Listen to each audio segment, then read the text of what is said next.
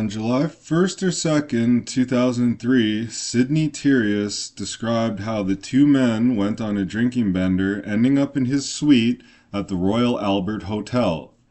He got high on cocaine and other drugs, had sex with this guy, Greene, a few times, and took some nude pictures of the victim. Eventually, the two fell asleep. Teerhuis told the jury he woke up about 7 hours later to a sickening smell in the suite. So, gay gentleman went out drinking with another guy. I guess they went back to his place, did some, homosexual activity, and then he wakes up the next morning and says, "Stinks in here." Now, I'm not going to speculate as to what the sickening smell was or what it came from with these two gentlemen. So, I digress. The Miramax movie, Chicago, was starring Richard Gere, Renee Zellweger, and Catherine Zeta-Jones. It won 6 Oscars in 2002. It had primarily been shot in Toronto. So, clearly hoping to benefit from the success of Chicago, Miramax began production of another dance-themed movie called Shall We Dance, starring Jennifer Lopez, Susan Sarandon, and again, Richard Gere. It was to have been filmed in Toronto also. So then in March 2003, reports of healthcare workers with unexplained pneumonia in Vietnam and Toronto initiated an international investigation of the infection that came to be known as SARS, or Severe Acute Respiratory Syndrome. So this was kind of like a mini COVID before anybody had ever really heard of COVID. During the outbreak, transmissions in hospitals and infection persisted in Toronto and Taiwan. Consequently, by April 2003, the World Health Organization imposed an international travel ban on Toronto. So Toronto was kind of like Wuhan before Wuhan. This was 2003. Those of you who were in and around Toronto in 2003 would know. Some of us got quarantined at that time. And it wasn't like quarantine hang out in your living room. You're in the hospital and you're not allowed to leave your hospital room. But, SARS had Toronto on lock. So a new cluster of SARS cases was detected in Toronto with a definite possible health risks associated with filming in Toronto, which was supposed to have started in June. Miramax decided to move the filming of Shall We Dance to Winnipeg. So the ravenous paparazzi descended on Winnipeg, anxious for any photo of any story involving Jennifer Lopez and fellow cast members Susan Sarandon and Richard Gere. So if you know 2003, Winnipeg, J-Lo's in the city, and the pops are roaming.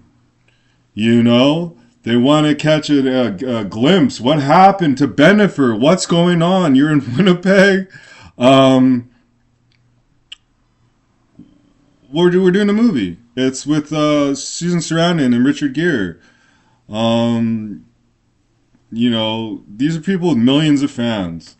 And there's a definite buzz in the air in Winnipeg since the movie began shooting the second week of June. So hundreds of actors and dance for hopefuls tried out for coveted parts as extras in the movie. Most every day, the local papers featured on their front pages photographs of the stars, waving to fans, shaking hands, and enthusiastically signing autographs. A legion of young movie fans had just been let out for summer holidays, and it's Canada Day, July 1st, 2023. A man named Robert Greene was in Winnipeg. He was visiting from the Shoal Lake Reserve in Ontario, a couple of hours drive east of Winnipeg, just the other side of the Manitoba border. So when it gets warmer out in Winnipeg, all of the indigenous communities descend upon Winnipeg. They don't want to live in Winnipeg permanently because that would kind of affect their benefits. So this was another nomadic indigenous man making his way to Winnipeg, and it don't always turn out so well. So he was visiting. He's 38 years old. A lot of these guys are middle-aged men, indigenous, had the free time and wanted to visit Winnipeg for the July 1st Canada Day festivities. They used to let off fireworks at the Forks. The town's abuzz for Canada Day. He was anxious to hear the bands that were to play at the Forks and later see the fireworks display. Robin Greene was outside early that morning of Canada Day, and the Shall We Dance film crew was set up a few blocks away from the Forks at an outdoor location near the provincial legislative building, and filming had begun at 8 a.m., and by around 10 a.m., fans had gathered near the outdoor site trying to get a glimpse of the stars of the movie. So Canada Day, the stars are in town, the city is buzzing, and, you know, Rob, he figured, hey, I gotta get to the city. I can't hang out up north. So he's around, and Susan Sarandon happened to be in her trailer, changing clothes after having filmed some scenes. Her personal assistant, Maria, was with her. Sarandon just kind of removed her 2 gold earrings, her engraved silver bracelet, and the antique gold necklace with the pendant, and she just put them on the counter. And her assistant gathered the jewelry, put it in a Ziploc bag, and placed it in one of the cupboards, and the 2 of them then left the trailer, presumably back to the Fairmont. Robin Greene was out walking near the area and came upon a group of anxious fans assembled behind a barricade manned by a half-dozen security personnel about a block from the outdoor movie location. So Rob Greene had to ask someone what all the excitement was about. He didn't even know. He was told that there was people there to see Richard Gere and Susan Sarandon. So he hung around with the excited crowd for a while, but nobody got to see Sarandon, Gere, or any of the other stars of the movie. So Greene eventually wandered away from the assembled crowd, walked a block and a half or so north, and came upon a group of trailers parked side by side. So he walked around the trailers for a few minutes and didn't notice any security staff. And, well, he decided to enter the biggest and nicest trailer of the many that were there. And inside were changes of clothes, a small wall-mounted TV, a small bar fridge, and some magazines. So Greene basically searched the room quickly, found a Ziploc bag with jewelry in one of the cupboards, grabbed the Ziploc bag, stuffed it into his pant pocket, and exited the trailer. He walked quickly, heading down to Main Street. So, he broke into a trailer and robbed it of Susan Sarandon's jewelry, and then headed downtown to Main Street with it. A little while later, Sarandon's assistant went to the trailer to drop off some more clothes, and she's surprised to discover it was one of the earrings that are on the floor. That's kind of weird. She wouldn't have gone to the trailer to pick up her jewelry. She was, very puzzled. So she went to the set and told Sarandon that she found one of the earrings on the floor. Sarandon said, I hadn't been in there since I took the jewelry off. So then they both rushed to the trailer and realized that somebody must have stolen the jewelry and dropped one of the gold earrings on the floor while leaving. So Sarandon contacted security on the set, and in turn they notified Winnipeg police. He said, I've been robbed! So poor Susan, she's just trying to shoot a movie, make millions of dollars, and they told her, look, we can't do it in Toronto, there's an outbreak. So, well, where are we doing this thing? We're going to do it in Winnipeg. Oh, God. And off she went, and shooting a movie in Winnipeg turned out about how you'd expect. Her trailer was robbed. So it was about 11 in the morning by the time Robin Greene made his way to the Woodbine, an older drinking establishment on Main Street right next door to Ted Mataika dance studio, where Richard Gere was spending most of his off-camera time getting what he felt was necessary extra dance rehearsals. Once inside the bar, Greene moved from table to table asking patrons if they would like to buy a gold necklace for $15.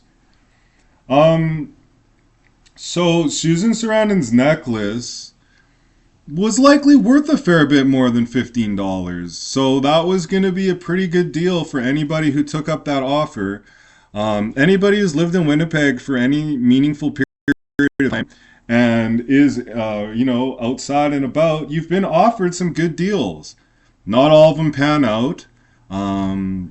I won't digress too hard. I remember on my way back working at Zeller's in high school, I was walking down Gary Street to my mom's apartment downtown, and I bought a TV off a gentleman for $20. I thought it was a great deal.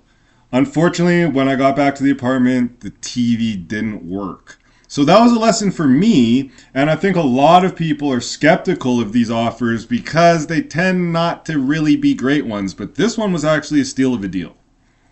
So Sidney Teerhuis, a 33-year-old Aboriginal man, had been in the bar since just after 9 that morning.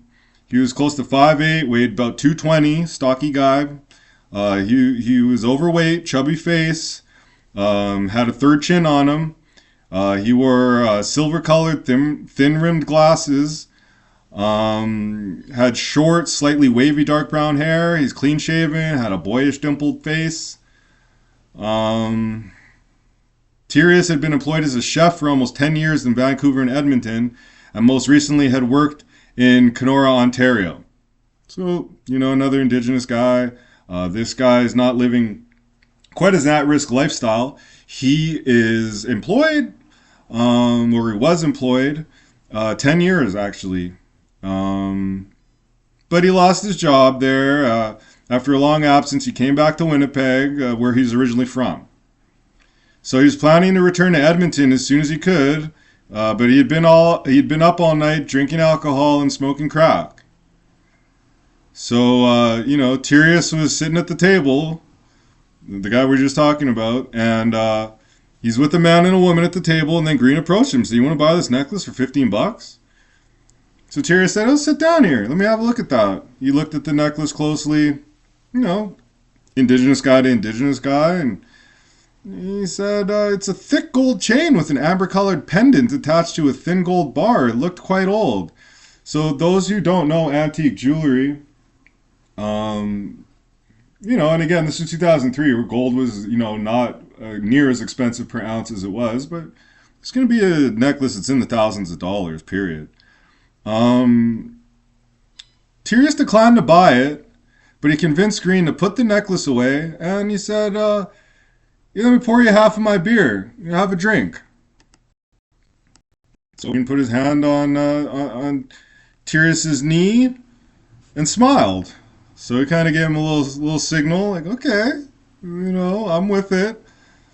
The Indigenous kind of homosexual flirtation happening here, and apparently Teerhuis found Greene attractive, and after drinking and talking for a while, they decided to leave the Woodbine and go to his room at the Royal Albert Arms. So these are not 5-star hotel establishments. These are, I don't think they put stars on these. These are kind of slums. And so he said, "Well, come up to the room and we'll have a beer." And once he got up to the room, Teerhuis asked Greene to sit down in a chair and take off his clothes. So, some freaky stuff going on with these gentlemen. And, he's a stocky guy.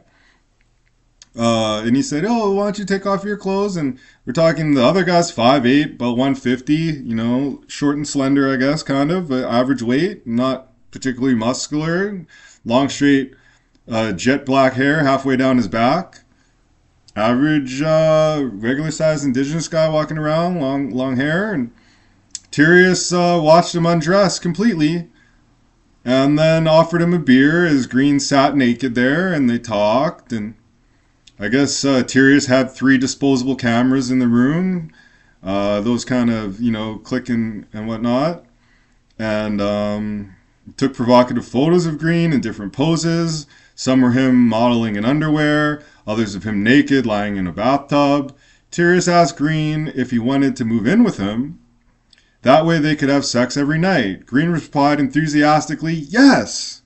So, a love connection at the Woodbine led to the Royal Albert Arms and an Indigenous love story in the streets of Winnipeg between 2 men, consenting adults. Nothing wrong with it. Nobody's judging here.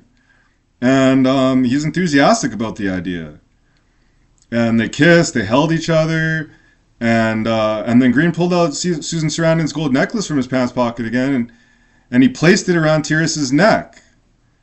You know, you see the vibe. We painted the picture. Teerhuis moved in front of the dresser mirror to see how the necklace looked. It was obviously a woman's necklace, and he thought the gesture was kind of sweet. So eventually Teerhuis took off the necklace, put it on the dresser. They both had, by now, would have been a warm beer, I guess, and Greene commented that it was a beautiful day and they should get outside. It was getting hot. Teerhuis locked the door. They didn't have AC, and Greene left the hotel. They walked a few blocks north, stopped, bought some beer at the Windsor Hotel, and headed to the Millennium Library, blocks away. So, you know, living the Winnipeg lifestyle. Going from various slum motel to slum motel, and then making your way to the Centennial Library downtown. As two gay men should, regardless, frolicking about on a sunny summer day. Starting to get, romantic. Again, when you go to the Windsor and get some beers and go to the library, the library is quite nice. A fine example of modern architecture featuring a grand courtyard, many flower gardens, numerous high-back benches, huge water fountains. They sat in the shade of a large elm tree, took a few swigs of their beers. Greene took off his white t-shirt, and they kissed as a steady breeze provided some relief from the increasing heat. So, romantic. Before dating apps, there was no Grindr for these gentlemen back then. And living life present in the moment. After a short stay outside the library, they continued walking to the Assiniboine River and finally made it to Bonnie Castle Park, situated behind the Fort Garry's Royal Crown Restaurant. The park on Assiniboine Avenue, just off Main Street, is a popular meeting place for homosexuals. So there's a little park down by a bike path, kind of, behind Fort Garry Hotel, towards kind of the St. Mary's overpass there, and I guess a lot of the boys used to like to meet up there. And the barricades and the security for Shall We Dance were just a few blocks down the street. Greene and Teerhuis sat at a picnic table, talking, drinking beer. The park was well maintained and plenty of colorful flower beds, neatly trimmed hedges. The grass was freshly cut and clipped. Around the cement sidewalk, an older couple lounged on one of the park benches while Teerhuis and Greene sat there quietly, soaking up the sun. Greene got up, stretched, and slowly sauntered down toward the river. Teerhuis watched his new friend stop to chat with a young blonde guy. They talked for a few minutes, and Greene walked back to the picnic table and told Teerhuis the young guy was a hustler and he wanted to take him back to the room. He said, "Look, let's do this the Trey way. No Takashi. This guy's selling it, and we're ready to go back to the Royal Albert and do our thing. What do you think? Young blonde twink guy, what do you want to do?" He said, Well, why don't just the two of us go back to the hotel? I don't want that. That guy's too young. So Greene said, "Yeah, you're right. Yeah, we could do that, I guess. Lame or whatever. I don't know." But he said, he wasn't down. So he said, okay. By then it was late afternoon, 5 p.m. Numerous cars adorned with Canadian flags, packed with families, headed to the Forks for July 1st activities. The revelers drove past the two men as they walked northbound on Main Street to the Royal Albert Hotel, and it was stifling hot by now. As they slowly made their way back to Teerhuis' room, they entered the hotel lobby, walked towards the elevator just a few feet away from the bar entrance. So, he's been hanging out, having a time. Teerhuis spotted Diane and motioned Greene to follow him, and they walked over to the stand-up bar where he was working. He introduced Greene as his cousin so that she wouldn't suspect that he was gay. So I guess Teerhuis was closeted. Teerhuis was a self-avowed homosexual, but when in bars in downtown Winnipeg, he liked to keep that to himself. So Teerhuis then asked Diane, can you keep an eye on my cousin there? I'm just going to go get some ice. So she nodded yes. He was worried that his new acquaintance might get into trouble or just wander off. So he walked through the bar, took the stairs to the basement, and while he was gone, Diane noticed that the cousin was swaying back and forth, quite unsteady on his feet. So, they'd been drinking for days. I didn't hear any mention of any food in there. He'd been eating nothing but dick for 2 days and drinking beer. So he's a little woozy, he's a little wobbly. Teerhuis had gone a few minutes, returned with the ice, and said his goodbyes to Diane, walked over to the elevator to room 309, and Teerhuis planned to have a few more drinks and then some more sex. After all, the night was still young. So the next morning, July 2nd, around 9:39, Sidney Teerhuis walked through the visitor's entrance into the Winnipeg Remand Center. And the Remand Center sits directly across from the Law Courts building. It's a facility where those persons currently in custody attending trials or waiting bail hearings are held. It's city jail. Two male guards were at the front desk, and when Teerhuis got to the desk, one of the guards asked, "Can I help you, sir?" You thought maybe, are you trying to visit somebody or put money on somebody's books? What are you doing here? Not too many people walk through the front door here. Not inside. You usually walk out that door. So Teerhuis replied matter-of-factly, "I found a body chopped up in my bathtub. I've turned myself in because I've killed somebody." So, yeah, I guess the night took a turn. Downstairs, grabbed the ice. It's hot as shit. Little ice play, little freaky shit. Didn't want to do the three-way. He was a kid. Good for him. No PDF stuff. And next thing you know, 9:30 in the morning, next day, this guy walks himself into the jail and says, "I just killed somebody. Found a body in my tub." So the guards are stunned. They said, "Don't say another word. I'm not the person you should be telling this to." So he handed the phone to Teerhuis and gave him the number to the public safety building and instructed him to call. So that's the Winnipeg Police main headquarters. The operator on the line, who was Robin Sabansky, answered, "Winnipeg Police, how can I help you?" Teerhuis calmly replied, "My name is Sidney Teerhuis, I might be saying it wrong, and I killed someone yesterday." "How did you do it?" they asked. He says, "I chopped up the guy. I blacked out, and when I woke up, I found the body in the bathtub." "What kind of weapon did you use to kill the victim?" "I used a knife." "Where is the knife now?" "I left it on the floor of the bathroom." "Where did this occur?" "The Royal Albert Arms Hotel, room 309. "And where are you now?" "The Remand Center." "Sir, police officers are on the way." So I guess in about 20 minutes or so, 2 police officers showed up. It was August Marin and his partner Sylvia Schroeder. They arrived at the Remand Center. Marin had been a cop in Winnipeg for almost 8 years. Schroeder had been one for 4 years. As soon as they walked in the facility, the guard at the desk pointed to Teerhuis sitting on a small couch not too far from the entrance. They approached him, asked him to explain his story. Besides what the 2 officers had already been informed by the 911 operator, Teerhuis told them that he had met the victim, they had gone to the room for drinks and consensual sex, and eventually he had passed out intoxicated. When he awoke, he went to the washroom, and in the bathtub was the dismembered body. No more details were given to the officers, and 3 of them proceeded to the Royal Arms Hotel and Teerhuis' room. So they're like, "Okay, what? Show us. What are you talking about?" The hotel was not very far from the Remand Center by car. They arrived there in a few minutes. The hotel was built in 1913, made it one of the oldest hotels in Winnipeg. The hotel had seen better days. The rooms were typically rented to welfare recipients and low-income residents.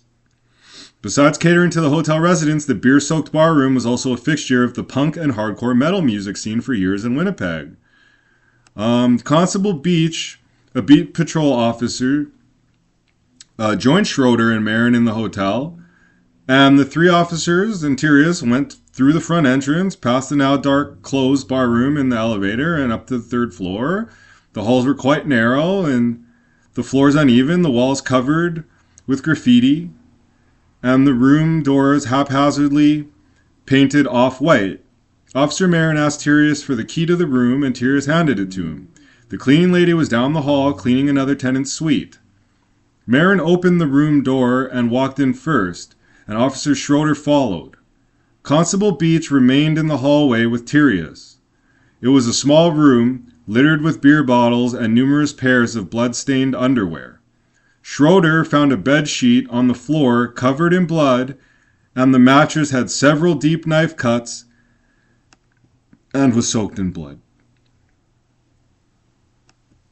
So it appears the murder took place in bed. There's blood spatter all over the wall by the bed and the wall leading to the washroom.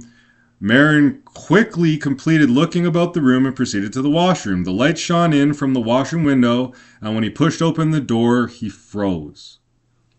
In the antique clawfoot bathtub, which is a very small size bathtub, meant more so almost for showering, Robin Greene was displayed lying on his back, facing the doorway. He had been dismembered and posed crudely reassembled. The decapitated head, with long, straight, coarse black hair, sat atop the neck and torso. One of the eyeballs was gone, and the other punctured. The mouth was frozen wide open. I don't know. It's almost as though we're talking about an indigenous Jeffrey Dahmer in the streets of Winnipeg. I keep saying indigenous, not that it matters, but just painting the picture. He wasn't like Dahmer, where Dahmer was a white guy stalking minorities. This guy's a minority stalking his own people, it would seem, and very gruesome murder. Not the type of murder that happens very often in general.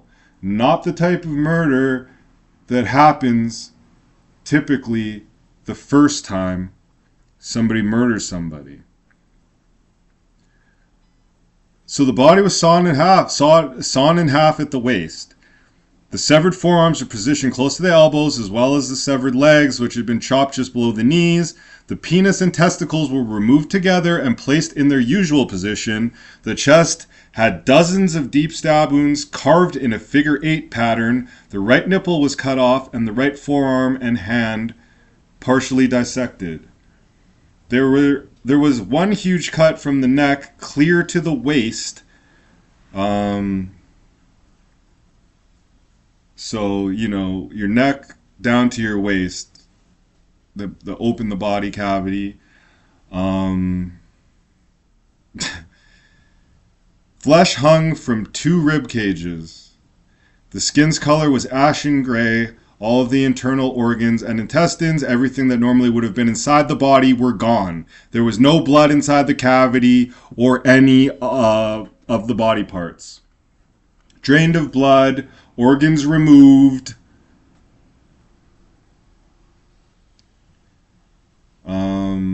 Canada Day. Hollywood's in town. But at the Royal Arms Hotel,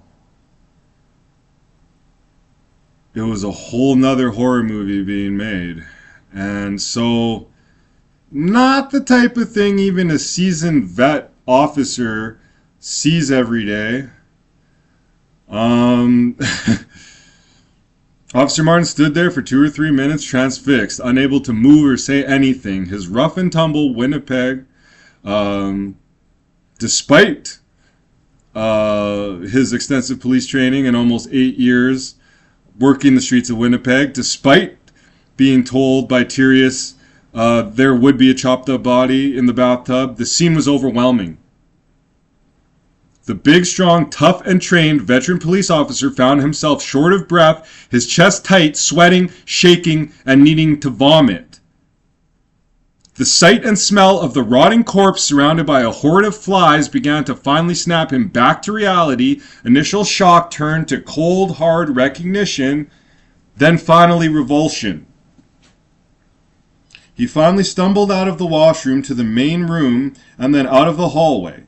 He tried his best to compose himself, steadying himself in the doorway, trying to catch his breath, and finally told Officer Beach, "Cuff him." And he did. Referring to the washroom, he told his partner, "Don't go inside there. You You really don't need to see that. Officer Marin locked the door. He gave the key to the officer so he could remain, keeping the room secure. The two officers and Teerhuis walked to the elevator, traveled downstairs to the lobby, and then outside to the police car. Officer Schroeder placed Teerhuis in the back and then, concerned, asked the partner, "Are you okay?"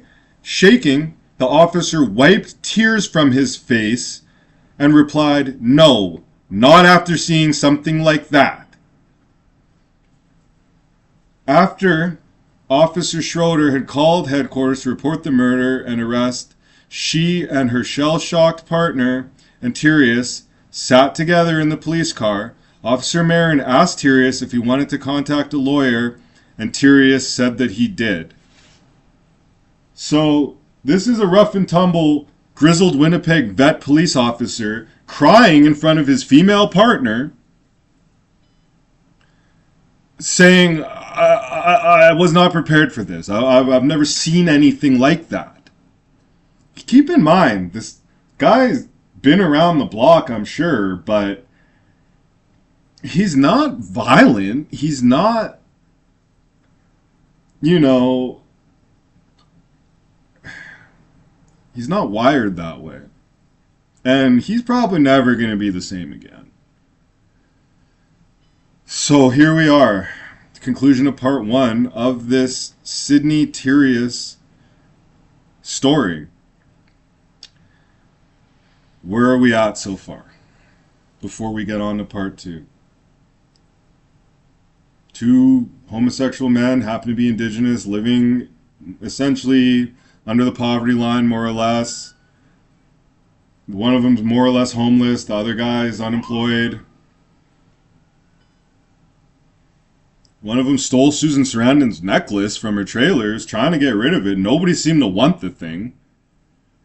And next thing you know, they had a romantic day, and this guy just decides to turn this situation into the Silence of the Lambs type, Hannibal Lecter, Jeffrey Dahmer, like not your typical killer. When you're posing the body and you're making an artwork out of it, you're a very serious killer. You are a killer's killer. You are a serial killer, murderer type, psycho killer. They gotta profile people like that. But something's not really jiving, These guys don't tend to turn themselves in. I don't know what it was. But we're going to dig a little deeper. We're going to get into part 2. And this Sidney Teerhuis story only gets more bizarre from here.